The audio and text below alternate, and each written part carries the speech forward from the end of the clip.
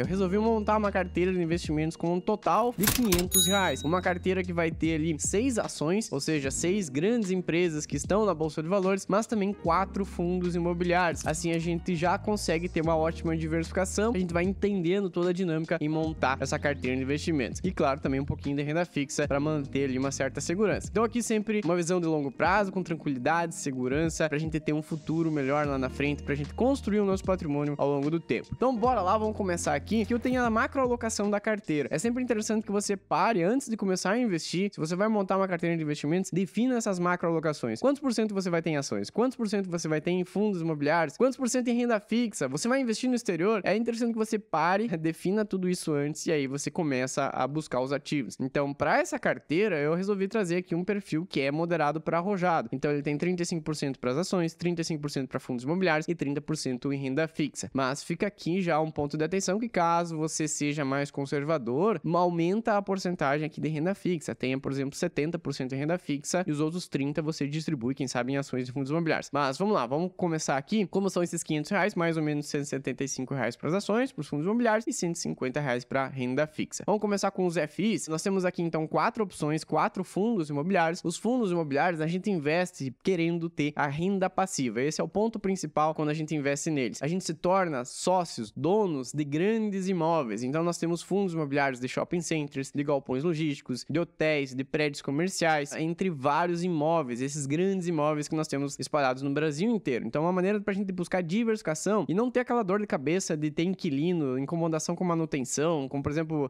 eu comprei um apartamento, vou colocar o inquilino morar lá dentro. É bom, você vai ter todo o trabalho ali de lidar com o inquilino, lidar com manutenções, com taxas e tudo mais. Então a ideia dos fundos imobiliários é a gente entregar o nosso dinheiro na mão de grandes gestoras, de grandes fundos imobiliários que vão pegar e vão começar a investir. Então, por exemplo, o Gari 11, ele tem dentro do portfólio dele 50% em galpões logísticos e 50% em imóveis de varejo. Então 50% são esses grandes galpões que a gente tá vendo aqui, que são esses galpões que armazenam as mercadorias, por exemplo, do e-commerce. Quando a gente compra alguma coisa no Mercado Livre, na Amazon, enfim, a gente tem a mercadoria que tá guardada ali nesses armazéns, nesses galpões logísticos, e depois é feito toda aquela logística para chegar até a nossa casa. Então essa é a metade do portfólio do Gari, é isso, e a outra metade são grandes inquilinos ali, como por exemplo o Pão de Açúcar, o Mateus e também outros inquilinos de culinária. Então ele tem uma variedade, uma diversificação bem legal dentro da carteira dele. Quando a gente investe então no Gari 11 e em qualquer outro fundo imobiliário, a gente passa a ter direito então aos aluguéis. Esses imóveis, esses varejos, esses inquilinos todos pagam pro fundo imobiliário, o fundo imobiliário pega aquela grana e distribui para nós ali que somos sócios, nós somos donos, a gente tem um pedacinho ali daquele galpão logístico, então a gente recebe também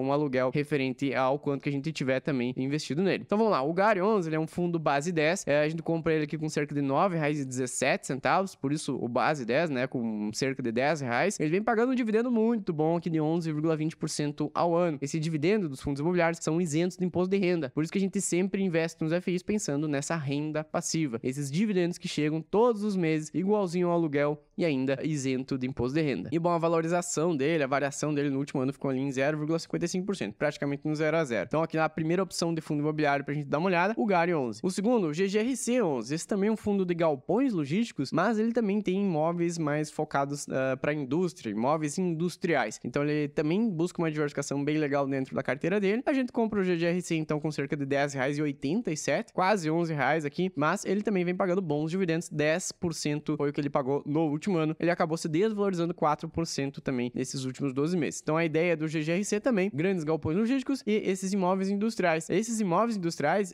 tem ali inquilinos que ficam amarrados. Esses imóveis, eles são feitos justamente para aqueles inquilinos, para aquelas empresas. Isso traz uma vantagem para o fundo imobiliário porque ele consegue fazer contratos de longo período, ali de 10, 15 anos. Então aquela empresa, ela vai ter aquele imóvel todo moldado para ela não vai querer sair ali, ela vai querer manter aquele imóvel. Então aqui, uma das vantagens também do GGRC. Agora, indo para os FIs de papel, eles não têm imóveis reais dentro do portfólio dele, mas eles possuem CRIs, que é um certificado recebível imobiliário. Esse CRI é um crédito, é um dinheiro que é emprestado para as empresas do setor imobiliário. Essas empresas que pegam esse dinheiro emprestado vão lá pagar, então, com juros. Então, elas devolvem esse dinheiro com juros e aí, esses fundos de papel, então, eles têm essa dinâmica. Eles recebem muita grana, eles pagam um dividendo que é um pouco maior, mas eles têm um risco um pouquinho maior que essas empresas aqui do outro lado, que estão pegando dinheiro emprestado, podem vir a não pagar, podem ter um calote, uma inadimplência, mas a ideia é que eles tenham uma lista de várias empresas, então com isso também diminui o risco. Bom, o MXRF é o mais conhecido de todos, tem mais de 1 milhão de investidores, a gente compra com cerca de R$10, ele vem pagando um dividendo excelente de 12,29% no último ano, e ele se desvalorizou um pouco aqui, 5%. Seguindo, nós temos o CPTS11, também seguindo a mesma lógica do MXRF, mas esses CRIs, esse crédito que tem dentro da carteira dele, estão mais atrelados à inflação. O MXRF tem tanto para o CDI, a taxa Selic, e também inflação. Ele é mais equilibrado. O CPTS, ele é focado nesse reajuste da inflação. Então, conforme a inflação oscila no país, ele também pode pagar mais ou menos dividendos. Bom, a gente compra ele com cerca de R$8,27, o dividendo dele no último ano ficou em R$10,40 e ele também se desvalorizou aqui em 4,50%. E assim a gente fechou, então, a nossa carteirinha de fundos imobiliários. O nosso objetivo é chegar naqueles R$175, que seria ali 35% do todo da nossa carteira. Mas olha só, então eu coloquei 5 cotas aqui pro Gary 11, dá mais ou menos R$45 para ele, 4 cotas do GGIC, dá R$43, o MXRF mais 4 cotas, dá mais ou menos R$40, e o CPTS mais 5 cotas, dando 41. Então o total da carteira de fundos imobiliários deu 170. É difícil a gente cravar um valor ali 175 certinho,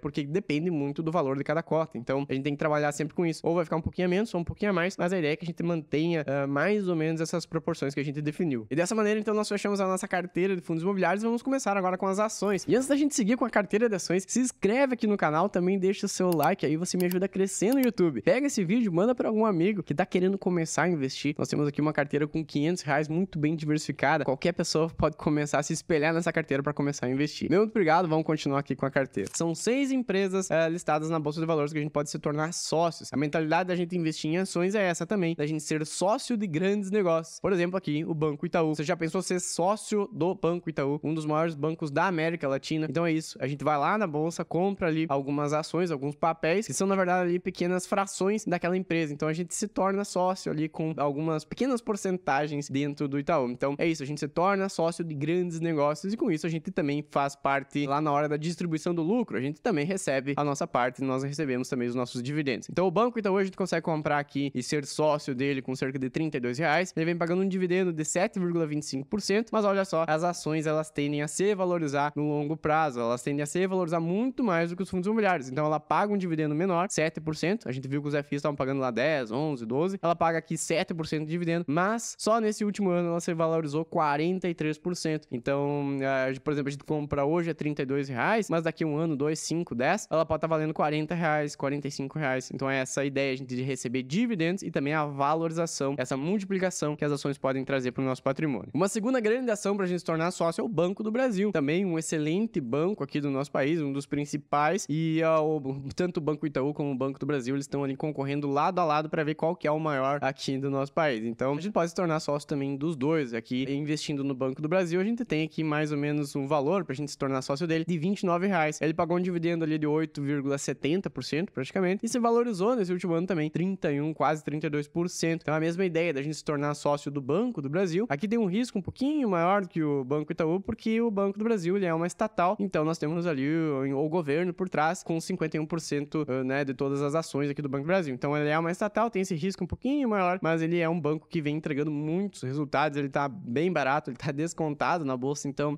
muitas pessoas acreditam no desempenho do Banco do Brasil no longo prazo. Bom, seguindo, agora a gente vai para um outro setor, nós saímos do setor financeiro, bancário, nós vamos agora para o setor de seguros com a Caixa Seguridade. Também a Caixa, aqui um braço da Caixa Econômica Federal, a Caixa Seguridade, cuidando então de toda essa parte de seguros. A gente pode se tornar sócio então da Caixa Seguridade com cerca de R$15, ela vem pagando um dividendo de 8,50% e olha só a valorização que ela entregou no último ano, 53%. Então é isso. Os fundos imobiliários, eles pagam os dividendos, é aquela renda passiva ali todos os meses que chega para nós. É um dividendo maior. As ações, elas pagam menos, mas olha essa valorização, essa multiplicação do patrimônio que a gente pode receber. Então, em alguns anos, a gente pode estar dobrando o patrimônio, triplicando, conforme a gente vai investindo em boas ações, em bons negócios. Seguindo agora também, saindo do setor financeiro e de seguros, indo para o setor de energia elétrica, que é muito forte no nosso país. Nós temos aqui a CEMIG. A CEMIG também é uma estatal de Minas Gerais, é a Companhia Energética de Minas Gerais, então também tem tem ali um pouco do estado, né, de Minas, tem esse risco um pouquinho ali por trás, mas a gente pode comprar ela aqui com cerca de R$11,87, pagou um dividendo absurdo aqui de 15% e se valorizou também 44%. A CEMIG, ela atua tanto com a parte de gerar a energia elétrica, também com a de transmitir essa energia entre várias regiões e também a parte de distribuição, que é quando chega, por exemplo, nas subestações, chega nas cidades e vai para as casas, para as residências, para as lojas, quer fazer todo aquele controle, a cobrança dos boletos, a manutenção, enfim, tem toda essa atuação. A CEMIG é uma empresa que atua em todas as áreas aqui dentro desse setor inteiro que é o de energia elétrica. Então a CEMIG é uma ótima opção também para a gente investir e se tornar sócio da CEMIG. A gente tem que sempre pensar nisso, se tornar sócio de grandes empresas, grandes negócios. Uma outra empresa também do setor de energia, mas essa com foco somente na parte de transmissão de energia elétrica, é a Taesa. A Taesa é uma empresa, então, que atua ligando, então, várias regiões do país. Inclusive, a CEMIG, ela detém 20% da Taesa. Então, essas duas empresas de energia, elas estão interligadas. A CEMIG, a gente viu que ela atua com geração, transmissão e distribuição de energia. Então, ela gera energia, ela transmite essa energia e depois ainda ela distribui para as casas. Mas 20% da Taesa pertence à CEMIG. Então, boa parte da transmissão lá da CEMIG é, na verdade, aqui 20% da Taesa. A Taesa, ela é focada nisso. Então, ela nessa transmissão, são essas grandes torres que a gente tá vendo aqui, ligando várias cidades, vários estados do nosso país. Você pode comprar, se tornar sócio dela com R$35, vem pagando um dividendo bom, 9,65%, se valorizou quase 12%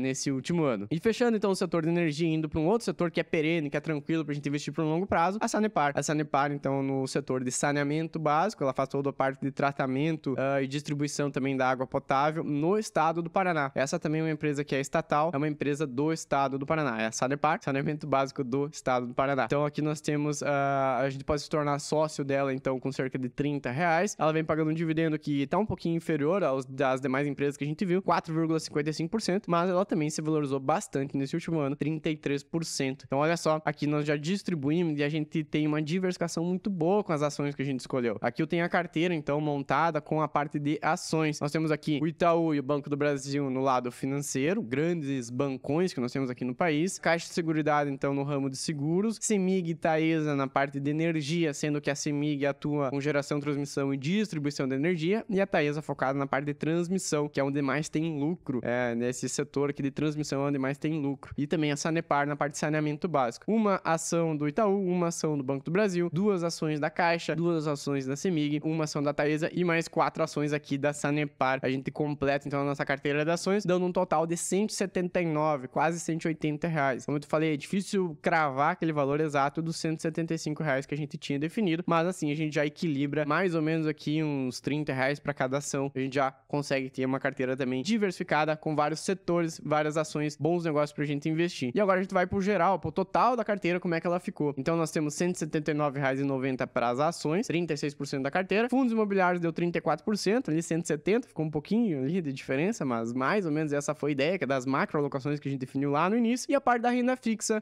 você pode investir, por exemplo, no Tesouro Selic, que é o investimento mais seguro que nós temos no país. Você empresta o dinheiro, então, pro governo, você vai lá nos títulos públicos e compra um Tesouro Selic. Caso você não queira investir no Tesouro direto ou nos títulos públicos, você pode colocar tranquilamente, por exemplo, uma caixinha do Nubank ou um CDB 100% do CDI de qualquer grande banco que nós temos por aí. E assim a gente completa, então, a nossa carteira, esses R$500 aqui bem distribuídos, sendo 36% para as ações, 34% para fundos imobiliários, 30% para renda fixa. E aqui do lado tem todo o gráfico, então, com todas as ações que a gente se tornou sócio, pensando na multiplicação do capital. Ali embaixo em amarelo nós temos os fundos imobiliários, pensando na renda passiva que gera todos os meses, e a Selic, né, a renda fixa, trazendo um pouquinho mais de segurança, equilibrando um pouco mais a carteira. Então eu espero que você tenha gostado, me deixa aqui embaixo nos comentários como é que tá, como é que estão as macro alocações da sua carteira, como é que você tá investindo, quantos por cento em renda fixa, quantos por cento em renda variável, me deixa aqui, vamos trocar uma ideia. Por esse vídeo era isso, espero que você tenha gostado, me chama Tomás Xavier, estou postando vídeos novos aqui toda semana. Então eu vou te pedir duas coisas pra você: se inscrever aqui embaixo, também deixar seu like, aí você me ajuda a crescer no YouTube. E eu vou deixar outros 2 vídeos, na verdade são 2 aulas, ali eu falo sobre como selecionar boas ações e também como selecionar bons fundos imobiliários. Assim você já aprende também a buscar